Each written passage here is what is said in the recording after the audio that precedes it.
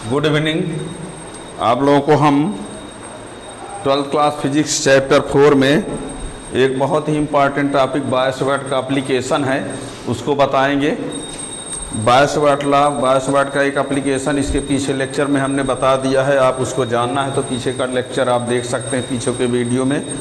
और आज जो हम बताने वाले हैं बायो-सवार्ट लॉ का एक एप्लीकेशन है जो एनसीईआरटी बुक, सीबीएसई बोर्ड सबके लिए, सभी के लिए बहुत ज़रूरी है। एनसीईआरटी में भी दिया है, सभी जो कि एग्ज़ाम के लिए सभी स्टेट बोर्ड, सीबीएसई बोर्ड, इससे क्वेश्चन जो है numerical type question NEET JEE में ही बना दिया जाता है। यानी ये कह दिया जाए कि सबसे इम्पॉर्टेंट टॉपिक की बात करें तो 12th क्लास फिजिक्स में, ठीक है ना, वो है magnetic field intensity eight A point on the axis of current carrying circular coil, ठीक है ना। तो वो यदि उसको आप स्टार्ट से लास्ट तक देखेंगे, यदि उसमें चैनल में नए हैं तो उसको सब्सक्राइब करें, अपने मित्रों को भी उसको शेयर करेंगे और ताकि नए आने वाले वीडियो का नोटिफिकेशन आपको मिलता रहे। तो स्टार्ट करते हैं। टॉपिक है magnetic field at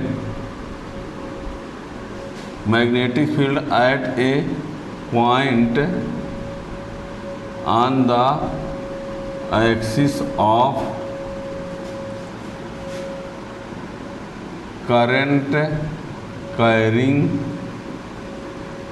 current carrying circular coil.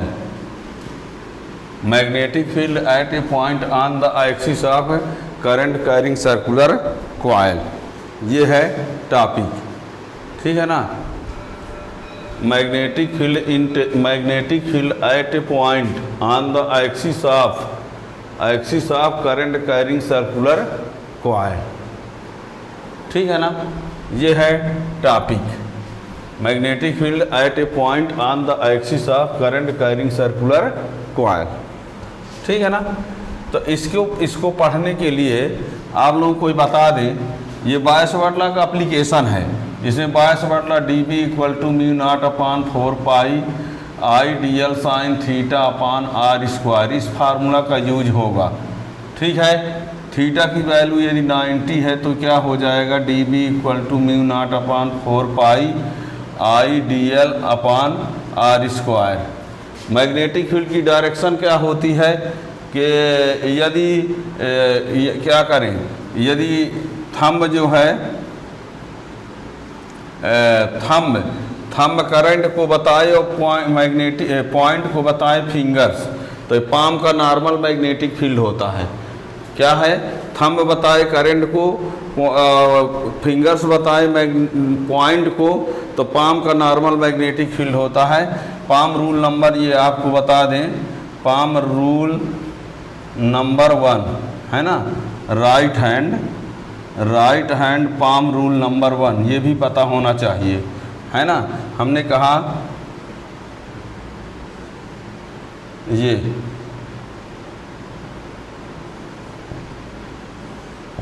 समझ लो, फिंगर्स ये पॉइंट को इंडिकेट करे और ये करंट को, तो इसका जो नॉर्मल होता है, पाम का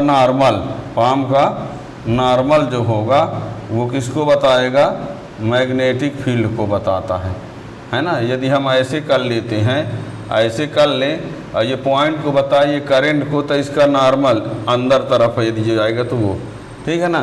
तो इसकी ज़रूरत पड़ती है, ये आप ध्यान रखिएगा इस बात को, ठीक।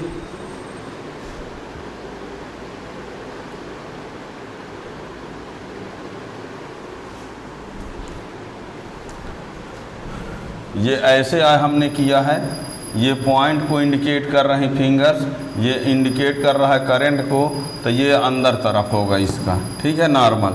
ये आपको बता दें क्रॉस साइन इनवर्ड होता है, क्रॉस साइन जो होता है इनवर्ड, और डॉट साइड जो होता है वो आउटवर्ड, ये भी हमने ये सब बताया है पीछे। तो इन सब को जानते हुए आज को क्वेश्चन को समझना होगा, ठीक है ना। ये इनकी ज़रूरत पड़ेगी। तो मेरा जो टॉपिक है वो क्या है, magnetic field at A point on the axis of current carrying circular coil. हम यहाँ पर देखिए, हम यहाँ पर एक कॉइल बना देते हैं, ये है एक कॉइल, सर्कुलर कॉइल है। बोर्ड में ये ऐसे ऐसे नहीं बना है, वो ऐसे ऐसे बना है मान लो, ठीक है ना, ऐसे ऐसे, ताकि एक्सिस इसका इधर रहे। ठीक, हम मान कर चलते हैं ओ सेंटर और ए रेडियस का एक कॉइल है और उसमें फ्लो होने वाली करंट जो है आई है। ये कॉइल ऐसे ऐसे बना है, ठीक है ना। बोर्ड में ये मत समझ, ऐसे नहीं है, ऐसे ऐसे बोर्ड में बनाए हैं ताकि इसका एक्सिस ये रहा, ठीक है ना। ओ सेंटर और ए रेडियस का एक सर्कुलर कॉइल है और इसके एक्सिस में एक्स डिस्टेंस पर एक यहाँ पर क्या लिया है हमने, पॉइंट पी। क्या किया हमने, consider circular coil of radius A with centre O and carrying current I. We have to determine magnetic field intensity at point P at distance X on axis from centre of coil. इसके लिए हम क्या करेंगे, यहाँ एक element लेते हैं, यहाँ पर हम क्या ले लेते हैं, एक एलिमेंट लेते हैं। यहाँ एक एलिमेंट लिया ए बी, ये एलिमेंट ए बी है। ध्यान दीजिएगा, यदि कॉइल ऐसे है तो ये ए बी यहाँ पड़ रहा है, यहाँ, ठीक है ना। यदि कॉइल इस टाइप का है तो ए बी यहाँ पड़ रहा है, ये रहा ए बी। इसका लेंथ हम ले लेते हैं डी एल और बीच में एक पॉइंट ले लेते हैं सी और यहाँ से इसको ज्वाइन करा देते हैं। ये डिस्टेंस जो है वो मान लेते हैं क्या है, आर है, ठीक है ना। क्या कहा हमने, एक सर्कुलर कॉइल है, उसका सेंटर ओ है, रेडियस ए है, फ्लो होने वाली करंट आई है और इसके एक्सिस में एक्स डिस्टेंस पर एक पॉइंट पी है। उस पॉइंट पी पर मैग्नेटिक फील्ड इंटेंसिटी डिटरमाइन करेंगे। इस पॉइंट पर मैग्नेटिक फील्ड इंटेंसिटी डिटरमाइन करने के लिए हमको क्या करना पड़ेगा, यहाँ पर एक स्मॉल एलिमेंट ए बी ले लिए। क्या ले लिया हमने, एक एलिमेंट ए बी, ठीक है ना। एक स्मॉल एलिमेंट हमने क्या लिया, ए बी, और उसका लेंथ कितना है, डी एल, और उस एलिमेंट से पॉइंट का डिस्टेंस कितना है, आर। तो यहाँ पर 22 वाट ला लगा देंगे, 22 वाट ला। तो 22 वाट ला से इस पॉइंट पर मैग्नेटिक फील्ड इंटेंसिटी ला लेंगे, ठीक है ना। यानी देखिए कैसे कैसे करते चले जा रहे हैं, डायग्राम बना देते हैं। जो मैग्नेटिक फील्ड इंटेंसिटी लाएंगे वो magnetic field intensity D B equal to हो जाएगा μ0/4 pi I D L sine theta upon R square. बात को थोड़ा समझना ये है, देखिए जो हम ये बोल रहे हैं, देखिएगा जो हमने ये बोला कि कॉइल ऐसे है, कॉइल ऐसे है तो ए बी यहाँ पर है, ए बी ये है, ठीक है, ये ए बी है और ये आर ऐसे है, यानी इस टाइप का, ये रहा आर, ये रहा आर, सीधा नहीं है, ऐसे, यानी कुछ ऐसे है। तो यहाँ पर जब आर ऐसे होगा तो यहाँ पर मैग्नेटिक फील्ड की डायरेक्शन नॉर्मली होगी। तो जब ये ऐसे होगा तो इसका नॉर्मल इधर तो होगा नहीं, तो इसका नॉर्मल कुछ ऐसे जाएगा। तो ये होगा मैग्नेटिक फील्ड की डायरेक्शन, ये हो जाएगा मैग्नेटिक फील्ड की डायरेक्शन, ठीक है। ये क्या है, मैग्नेटिक फील्ड की डायरेक्शन हो जाएगी, ठीक। अब ये मैग्नेटिक फील्ड इतना हुआ, इसकी डायरेक्शन ये होगी। और यहाँ एक बात और समझ लीजिए कि यहाँ जो डी एल और आर के बीच एंगल बनेगा, सुनना, जब ये कॉइल ऐसे है तो ये ए बी है और ये आर है, ये क्या है, आर। देखो इस पेन को हम डी एल कह रहे हैं और इस वाले पेन को आर कह रहे हैं। ये मार्कर जो है वो डी एल है और ये पेन जो है आर है। तो इसके बीच जो एंगल बन रहा है वो कितना होगा, 90 होगा। थीटा इक्वल टू क्या होगा, 90। तो D B equal to μ0/4 pi I D L upon R square. और इसकी डायरेक्शन ये होगी, ठीक है ना। इसकी डायरेक्शन ये कैसे हुई है, जब ये ऐसे करेंगे ऐसे तो इसका नॉर्मल उधर जाएगा, उधर थोड़ा सा। तो ये है डी बी। इसके दो कंपोनेंट होंगे, एक कंपोनेंट ये हो जाएगा डी बी कास फाई और एक कंपोनेंट ये हो जाएगा डी बी साइन फाई, ये ठीक है। फिर क्या करेंगे, इसके जस्ट नीचे एक element A dash B dash ले लेंगे, ए डैश बी डैश, उसकी भी लेंथ कितनी ले लेंगे dl, यहाँ पॉइंट ले लेंगे सी डैश, इसको भी ज्वाइन कराएंगे तो ये कितना होगा r ही होगा। इसका मैग्नेटिक फील्ड जो होगा उतना ही होगा लेकिन r डैश में होगा, और इसके भी दो कंपोनेंट होंगे, वो dB cos फाई होगा और dB sin फाई, ये ठीक है, ये भी फाई, ये फाई, ये फाई, और यहाँ थीटा जो है वो दिखा नहीं सकते, 90 होगा पर दिखा नहीं सकते, हमने बताया ना, ये आय बना है, ये एंगल 90 होगा, ठीक है ना। आर और ए बी के बीच, इन दोनों के बीच, इससे मतलब नहीं है, ठीक है ना। तो ये डायग्राम कैसे बना फिर से एक बार समझिए स्टार्ट से।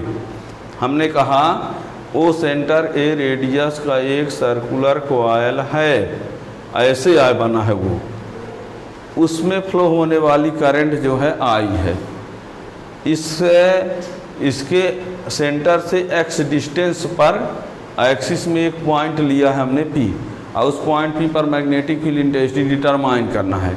इसके लिए हमने क्या किया, ए बी के ऊपर एक एलिमेंट कॉइल के ऊपर एक एलिमेंट ए बी लिया, उस ए बी के लेंथ dl है और डिस्टेंस पर पॉइंट है, तो इंटेंसिटी बाय स्क्वायर लॉ से यहाँ एंगल 90 होगा तो ये आ जाएगा, इसकी डायरेक्शन ये होगी, है ना। तो इसके दो कंपोनेंट हुए dB cos phi, dB sin phi, फिर इसके एलिमेंट जस्ट अपोजिट ये हुआ, उसका भी मैग्नेटिक फील्ड उतना ही आएगा, और डायरेक्शन इसकी डायरेक्शन जब इसके परपेंडिकुलर पी सी डैश के परपेंडिकुलर पी आर डैश होगी, तो इसके भी दो कंपोनेंट ये और ये बनेंगे, ठीक है ना। फिर क्या होगा, इन दोनों का वर्टिकल कंपोनेंट जो है वो कैंसिल हो जाएगा, अपोजिट में है तो ये दोनों कंपोनेंट एक दूसरे के अपोजिट है, इक्वल है तो कैंसिल हो जाएंगे, और ये दोनों सेम डायरेक्शन में तो ऐड हो जाएंगे। Vertical component cancel to each other because both are opposite to each other, what horizontal component are added because they are in same direction, ठीक है।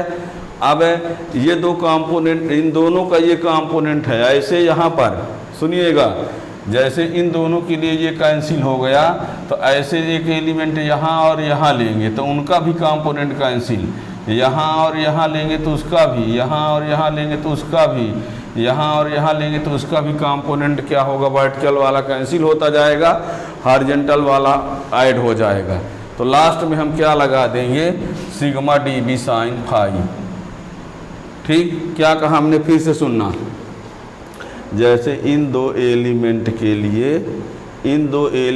के लिए वर्टिकल कंपोनेंट अपोजिट हैं तो ये कैंसिल हो जाएंगे, ये सेम डायरेक्शन है तो ऐड हो जाएंगे, तो इन दो कंपोनेंट का है ना। ऐसे ही इसके बगल में दो कंपोनेंट होंगे, ये और इधर ये, फिर ये, फिर ये, फिर ये, फिर ये जस्ट अपोजिट में, तो उन हर बार का हर पेयर वाले का वर्टिकल कंपोनेंट कैंसिल होता जाएगा और हॉरिजॉन्टल कंपोनेंट ऐड होता जाएगा, और जब ऐड होता जाएगा तो यहाँ हम सिग्मा लगा देंगे और dB की वैल्यू यहाँ से रख देंगे, साइन फाई की वैल्यू COP ट्रायंगल से ला देंगे और सॉल्व करेंगे, ठीक है ना। तो हम स्टार्ट से लिखते हुए चल रहे हैं, देखिएगा। Consider a circular coil of radius A and centre O, radius O, radius A with centre O, consider circular coil of radius A with centre O and carrying current I, we have to determine magnetic field intensity at point P on the axis of coil at distance x from O, सब कुछ है। Consider a circular coil of radius A with centre O and carrying current I, we have to determine magnetic field intensity at point P on the axis of coil at distance X from O. For this we suppose a small element A B of length dl. For this we suppose a small element AB of length dl, then magnetic field intensity at P is given by dB equal to mu naught upon 4 pi I dl sin theta upon r square. कहाँ से ये पाया गया? Biot Savart law. कहाँ से ये आया? Bio Savart law से, ठीक है ना। बट थीटा इक्वल टू 90, ये बता दिए हम आपको कई बार कि ये रहा ए बी और ये रहा आर, ये रहा थीटा, डायग्राम में नहीं दिखाया जा सकता theta. Therefore D B equal to mu naught upon 4 pi I A B upon R square. इसकी डायरेक्शन क्या होगी? इस डायरेक्शन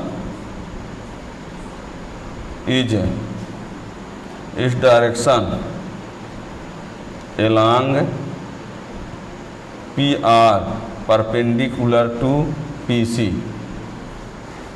इस डायरेक्शन along पी आर, ये परपेंडिकुलर किसके है? पी सी के। Its direction along P R perpendicular to P C, then it has two component। It has two component, और वो टू कंपोनेंट कौन कौन होंगे?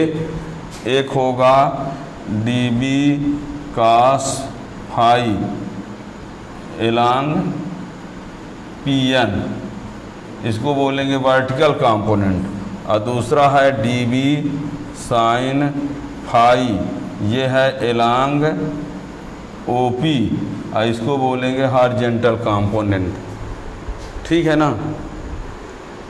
ठीक, it has two component D B cos phi along, ये रहा P N और ये पी एन डैश है, ये पी एन है, ठीक है ना। तो पी एन डायरेक्शन में, ये पी एन डायरेक्शन में है। किस डायरेक्शन में है? पी एन, इसको बोलते हैं vertical component, we see vertical component. और डी बी का साइन फाई जो है वो ओ पी डायरेक्शन में है, ओ पी डायरेक्शन में है हॉरिजॉन्टल कंपोनेंट, ठीक है ना। इतना आप क्या करेंगे? Similarly we suppose another element A dash B dash diametrically opposite to A B of length D L. A dash B dash के डायमेट्रिकली अपोजिट है, लेंथ उतना है, करंट उतनी है, डिस्टेंस उतना है, मैग्नेटिक फील्ड वही होगा, डायरेक्शन चेंज होगी, ठीक है ना।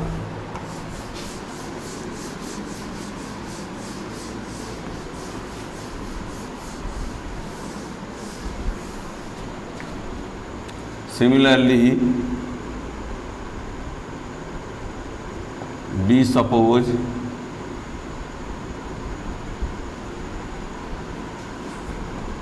another element a dash b dash of length dl diametrically opposite to AB। इसका मतलब ये है कि इसके जस्ट अपोजिट है, ठीक है ना, diametrically opposite to AB। Then magnetic field intensity at P due to A dash B dash is dB equal to उतना ही आएगा mu naught upon 4 pi I D L upon R square, ठीक है। Its direction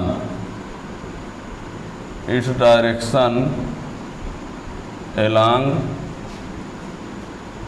P R dash perpendicular to P C dash, इसकी जो direction होगी P R dash के along होगी और पी सी डैश के परपेंडिकुलर होगी। Then it has also two component, वही D B cos phi along कहाँ है ये पी एन डैश, इसको हम वर्टिकल कंपोनेंट, और वही D B sine phi along इधर ओ पी, और ये हॉरिजॉन्टल कंपोनेंट। इतना भी ठीक है।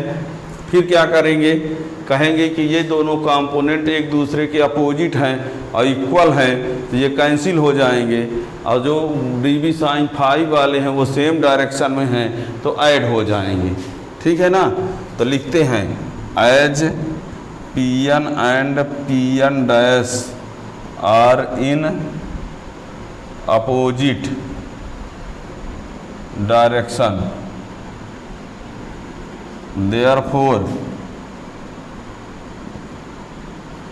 therefore vertical component are cancelled to each other, cancelled out, cancelled to each other, but horizontal component but horizontal component are in same direction, therefore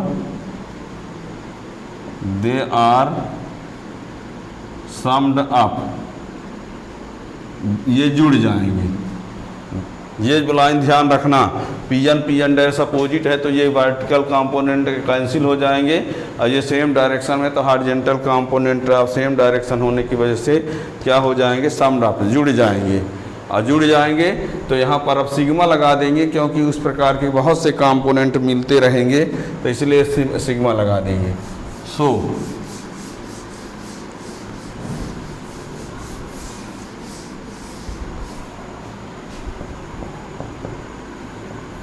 So net magnetic field intensity at P due to whole coil, तो B equal to sigma D B sine phi, sigma D B की value mu naught upon 4 pi I D L upon R square, और यहाँ ए upon are. ये कैसे, सी O P में in triangle C O P sine phi equal to A upon R. देखिए ये C O P में phi equal to perpendicular upon hypotenuse, C O P में phi sine phi equal to A upon R, तो यहाँ ए upon are लिख दिए और ये डी बी की वैल्यू रख दिए, तो क्या हुआ mu naught upon 4 pi I A upon R cubed, I A upon R cubed, mu naught upon 4 pi I A upon R cubed, और ये सिग्मा डी एल। ठीक है, mu naught upon 4 pi I A upon R square. और ये बताना, sorry R cube है ना, ये बताओ ये sigma D L D L D L D L D L D L D L D L का सिग्मा यानी एक राउंड, एक राउंड मीन्स सर्कमफ्रेंस, और सर्कमफ्रेंस मीन्स 2 पाई रेडियस, तो रेडियस ए है तो 2 पाई ए। क्या कहा हमने, डी एल का सिग्मा एक राउंड होगा, और एक round means circumference, circumference 2 pi radius, radius R नहीं ए है तो 2 पाई ए। तो ये क्या बन गया, mu naught upon 4 pi 2 pi I A square upon R cubed, B बराबर। ठीक है, अब सी ओ पी ट्रायंगल में यहाँ देखिए, इन ट्रायंगल सी ओ पी तो A square plus X square equal to R square, A square plus X square equal to R square, तो R equal to A square plus X square की power 1/2। ठीक है, triangle C O P में A square plus X square equal to R square, तो R equal to ये हो जाएगा। तो ये वाली वैल्यू को यहाँ रखने वाले हैं, तो देखना mu naught upon 4 pi 2 pi I A square अपान ये आर की वैल्यू पावर 3 और ये 1/2 तो A square plus X square की पावर 3/2 हो गया। कैसे? आर की वैल्यू ये रहा 1/2 के साथ और इसकी पावर 3 भी है तो 3/2 हो गया।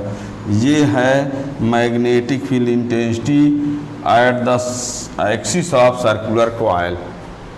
ठीक है ना, ये है मेन फार्मूला। अब यहाँ पर हम क्या कर सकते हैं, ये पॉइंट P जो है कितने डिस्टेंस पर है, x डिस्टेंस पर। कितने डिस्टेंस पर है? x डिस्टेंस पर है। यदि हम पॉइंट P को x डिस्टेंस नहीं, x को कम करते जाते जीरो कर दे, x को कम करते जीरो कर दे तो ये पॉइंट कहाँ आ जाएगा? सेंटर पर आ जाएगा।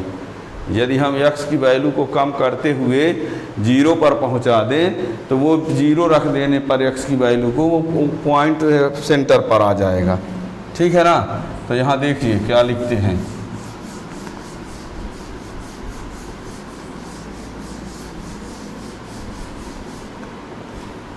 If x equal to 0 that is point is at centre of coil, then क्या हो जाएगा? b equal to mu naught upon 4 pi 2 pi I A square upon A square की पावर 3/2, 2 से 2 कैंसिल हो जाएगा तो mu naught upon 4 pi 2 pi I A square upon A cubed, ये cubed से ये कैंसिल तो mu naught upon 4 pi 2 pi आई अपान ए बचेगा। ठीक है, तो ये सेंटर पर हो गया है ना, एट सेंटर टेस्ला। ठीक है ना। अब इफ है x equal to a that is point is at equal is point is at equal distance of radius,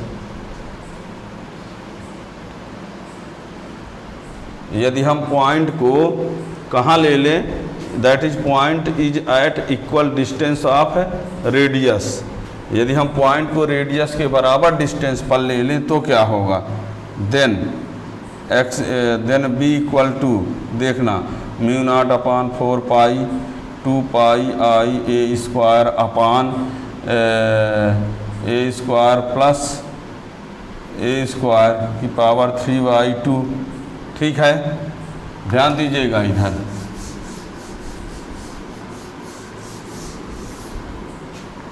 तो ये क्या हो जाएगा? b equal to mu naught upon 4 pi 2 pi I A square upon 2a square की power 3/2 होगा कि नहीं? 2a square. अब यहाँ mu naught upon 4 pi 2 pi I A square upon 2 की पावर 3/2 और a की पावर 3/2 से ये 2 कट जाएगा, 2 से 2 ये रहा, इसकी भी पावर ये मानी जाएगी, इसकी भी मानी जाएगी। ध्यान देना, तो 2 की पावर 3/2 और ए स्क्वायर की पावर 3/2 से 2 कैंसिल तो ये क्यूब्ड हो गया। ठीक है ना, ए क्यूब से 1 कैंसिल हो गया। अब देखना म्यू 0 अपान 4 पाई 2 पाई आई और ये एक ही ये कैंसिल, और इसको लिख सकते हैं 2√2, 2√2। कैसे कैसे लिख दिए? ये ठीक है।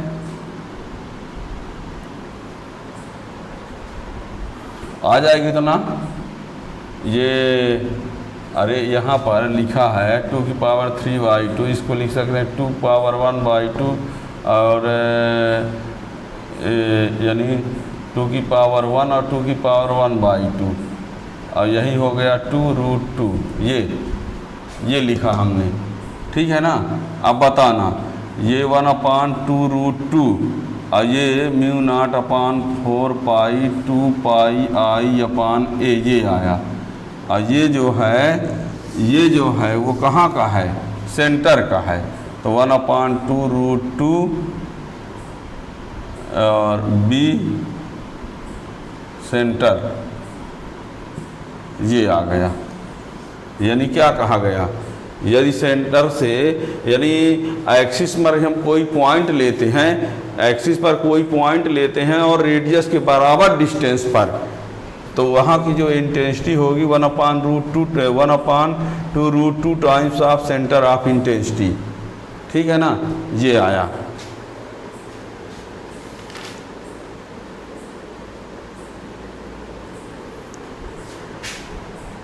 ठीक, अब चाहे तो कह दें कि यदि हम सेंटर रेडियस के हाफ डिस्टेंस के बराबर ले लेंगे तो x की जगह पर y2 रख देंगे तो उससे भी आ जाएगा। ठीक है ना, तो ये आप लोगों को ये क्वेश्चन समझ में आ गया होगा। इस प्रकार आप पीछे के सारे टॉपिक को भी पढ़ने के लिए आप पीछे वीडियो में आप देख सकते हैं, और इसके आगे के लिए नोटिफिकेशन आपको मिलता रहे, इसके लिए आप लोग चैनल को सब्सक्राइब कर लेंगे तो नई इन्फॉर्मेशन आपको मिलती रहेगी। Thank you.